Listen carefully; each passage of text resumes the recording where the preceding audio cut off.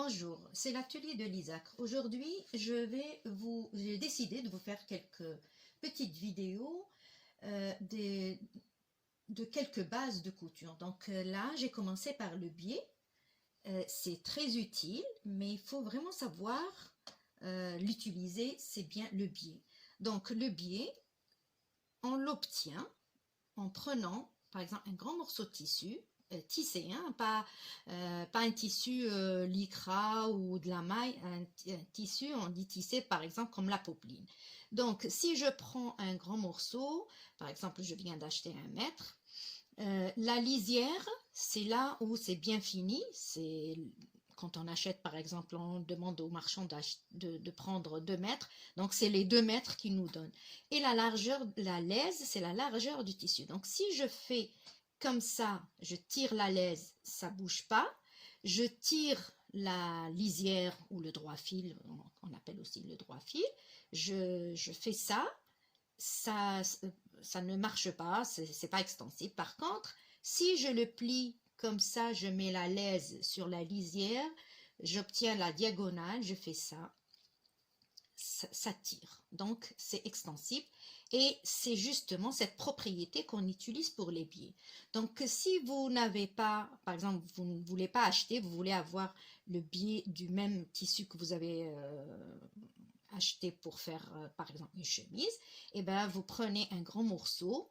Par exemple, si vous avez besoin de à peu près 50 cm, prenez un carré à peu près presque à 50 cm et vous le pliez comme ça et vous coupez ici 2 cm parce que on a besoin d'1 centimètre de part et d'autre en rempli et là il nous reste 2 cm qu'on va plier et c'est ça ce qu'on va utiliser. Donc pour choisir là, si vous voulez utiliser le même tissu, donc juste il faut prévoir, par exemple si c'est pour une encolure et vous avez besoin juste de 30 cm, prenez juste un petit carré de 30 cm sur 30 et vous prenez la diagonale et vous repassez après comme ça, vous repassez 1 cm, 1 cm et du coup vous l'avez fabriqué tout seul. Ça existe comme un petit moule. On fait rentrer ça et ça sort plié comme ça et au fer à repasser on repasse et on peut obtenir des biais prêts. Bon, ça c'est pour le choix des biais. Alors quand vous allez choisir un biais, choisissez plutôt un qui est rigide et il y a assez de rempli ici pour pouvoir les plier sans que ça sorte. Donc, par exemple, regardez celui-là, il est un peu mou et ici, il n'y a pas assez. Donc, surtout si vous êtes débutante. Après, quand vous allez faire ça et que vous allez tirer un petit peu, vous risquez de ne pas prendre la totalité et du coup, ça peut sortir. Je suis sûre que ça vous est déjà arrivé. Par exemple, celui-là, c'est même pas la peine. Il n'y a même pas un demi-centimètre et en plus quand on tire ça devient encore plus petit et du coup là ça va être très difficile de le faire bien fini. Donc prenez un où il y a suffisamment de rempli à l'intérieur. Donc et si vous voulez, j'ai préparé ça. Donc pour oui, alors pour les biais on en a besoin pour les finitions. Donc par exemple, si je prends un bavoir et là j'ai tout préparé, il me reste ça, donc je finis avec un biais et en même temps j'en fais des lacets. Donc après on va voir comment appliquer ça.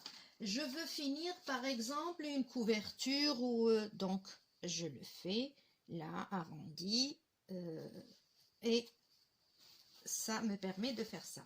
Si par exemple j'ai un col et que je veux l'appliquer, vous voyez ici aussi j'ai appliqué un biais là et de même tissu que mon chemisier. Là c'est une autre encolure, par exemple ça j'ai fait le volant, je l'ai fixé et j'ai fini avec un biais de même tissu que mon chemisier. Donc, pour tout ça, il y a plusieurs façons d'appliquer le biais. Donc j'ai pris celui-là que j'ai coupé sur de la popeline rose et on va voir que quand on applique le biais, il y a 3 façons. Moi je connais 3 façons. Donc soit vous voulez que ça apparaisse et vous voulez qu'on le voit, c'est-à-dire que c'est une décoration. Donc, je prends mon biais que j'ai piqué, que j'ai coupé toute seule. Donc, je prends ça, c'est l'endroit. Je le mets, vous voyez, l'endroit du biais contre l'envers du tissu. Et je couds à 1 centimètre.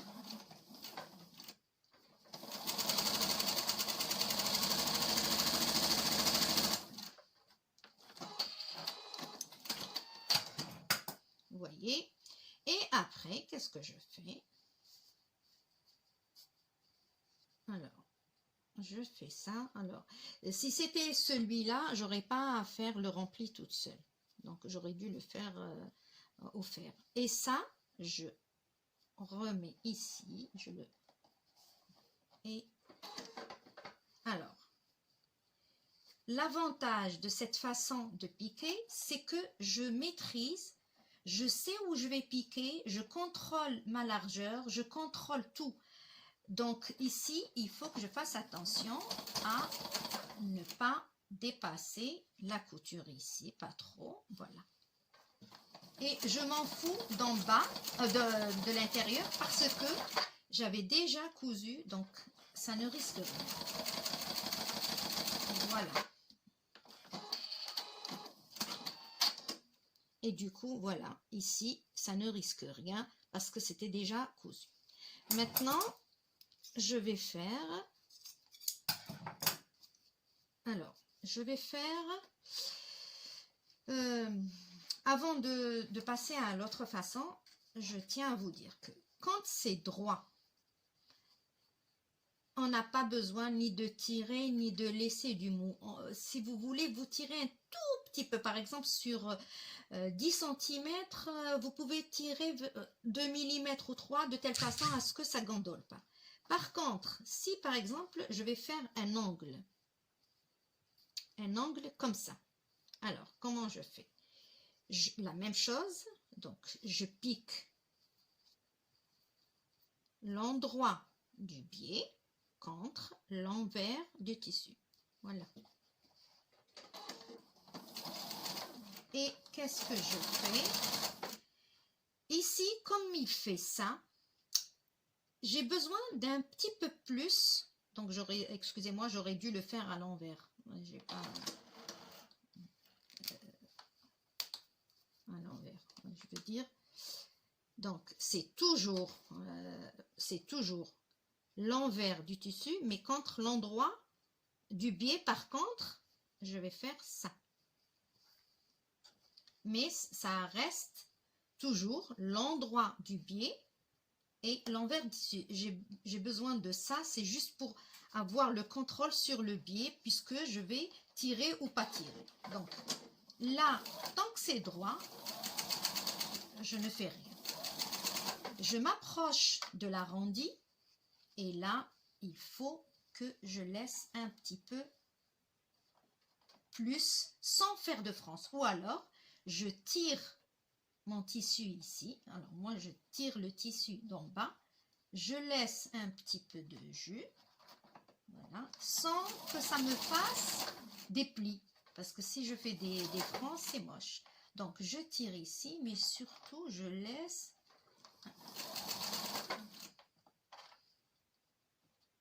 Et vous allez voir pourquoi.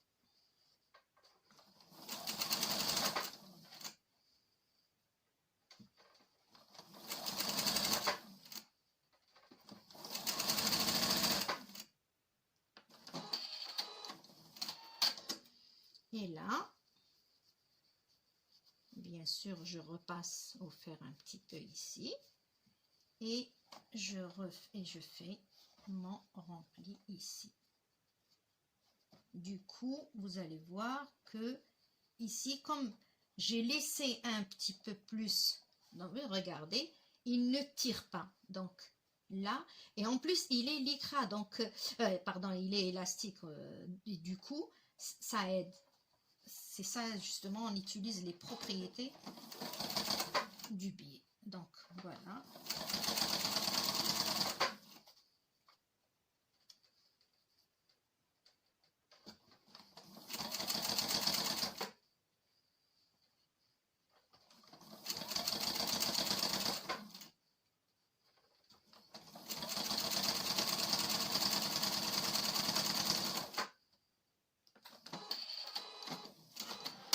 Voilà.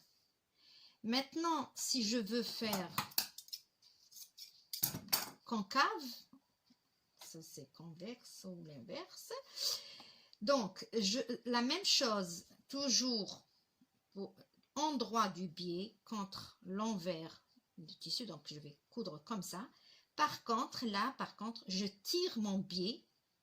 Et vous allez voir, donc je fais de ce côté parce que pour maîtriser, j'ai besoin de toucher, de tirer mon biais. Voilà. Du coup, regardez, ici, je vais tirer au lieu de laisser, tout à l'heure, j'avais laissé un petit peu plus de souplesse. Là, maintenant, c'est l'inverse. Je tire mon biais bien comme il faut. Voilà.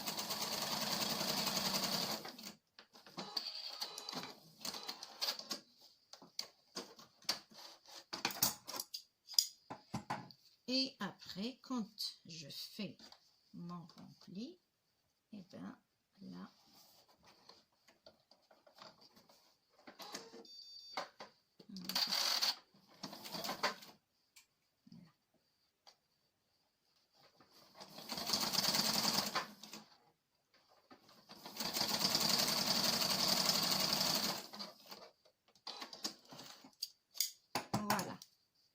Donc c'est pour ça que les biais, on les utilise pour finir, parce que par exemple une encolure, des emmanchures, par exemple une robe sans manches et vous voulez la finir, vous pouvez faire un biais, et vous pouvez faire un biais qui va décorer. Donc voilà, c'est juste, il faut bien l'utiliser.